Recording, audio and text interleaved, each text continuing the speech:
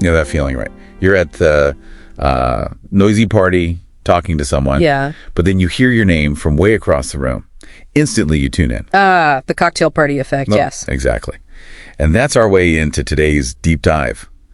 The brain's internal algorithm. It's called the Reticular Activating System, or RAS. Right.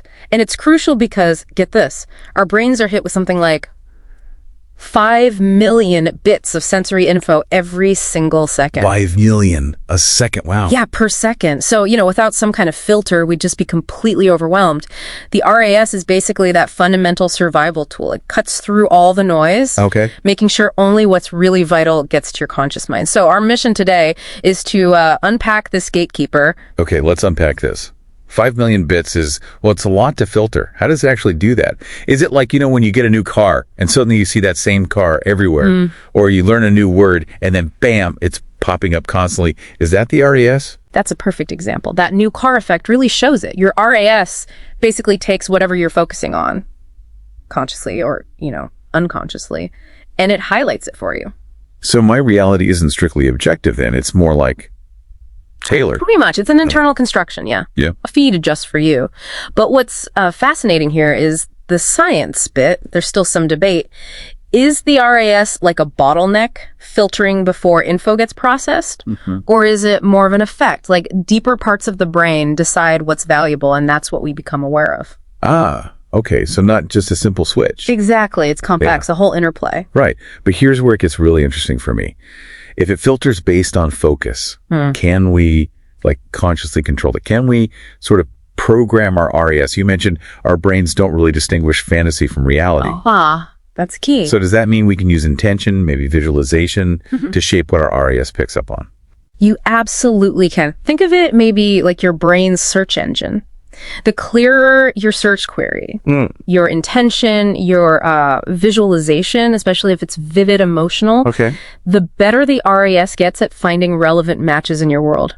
Opportunities, information. Like an artist focusing on a specific style, perhaps. Exactly. Or a doctor choosing psychiatry. Suddenly they notice related articles, cases everywhere, or even say someone looking for a partner. If they get really clear on the qualities they value, they start noticing people with those qualities more. Precisely. Making those mental films, really feeling it, setting a clear intention that actively tunes your filter. Okay, that's powerful. But if it's neutral, just doing what we tell it, surely there's a downside. Can it work against us? Oh, definitely. That's a critical point. It is neutral. It just prioritizes.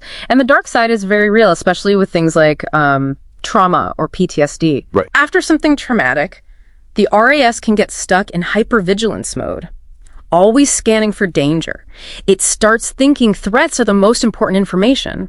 So it keeps finding them, creating this awful cycle of fear. Because it doesn't judge. It just prioritizes based on perceived importance. Exactly. It just follows instructions, essentially. But breaking that negative cycle means consciously becoming aware of it and, deliberately shifting your focus. It really does show up everywhere. We even joke about it, right? Selective hearing. Yes. Like only hearing the word pizza in a whole conversation. Totally. Or, the classic, did you hear me ask you to take out the trash? Clearly, the RAS was prioritizing other things. Important football scores, perhaps? Perhaps. But seriously, beyond the jokes, the power of just focusing. It's incredible. I heard this story about a student overcame incredible poverty, homelessness as a kid. Wow. Got into Oxford. Teachers doubted them, but they had this intense focus. Drive change for the poorest in Britain. That clear? Yeah. It's like even without knowing the neuroscience, they program their RAS to find the path, the opportunities. Yeah. Amazing. So we've covered a lot. This brain filter. To sort of wrap it up, what's the practical way people can harness this? Yeah, good question. The key is remembering it's a trainable tool. Powerful, but not magic. It boils down to a few things, really. First, set really clear, specific goals. Know what you want your search engine to find. Clarity. Then, visualize it. Use detail, emotion. Make it feel real. Practice mindfulness, too, just noticing what you're currently focused on. Awareness is key. Definitely. And then you have to take aligned action. The RAS shows you doors, but you still have to walk through them. Oh, and importantly, try to limit the negative stuff news, complaining that can hijack your filter. Makes sense. Goals, visualize, be aware, act, and curate your input. That's a pretty good summary. And maybe leave you with this thought. We often say seeing is believing, but maybe, just maybe, it's the other way around. Believing is seeing. When you truly believe what you focus on, that fundamentally shapes the reality you perceive. So the power really is there to take charge of that inner algorithm.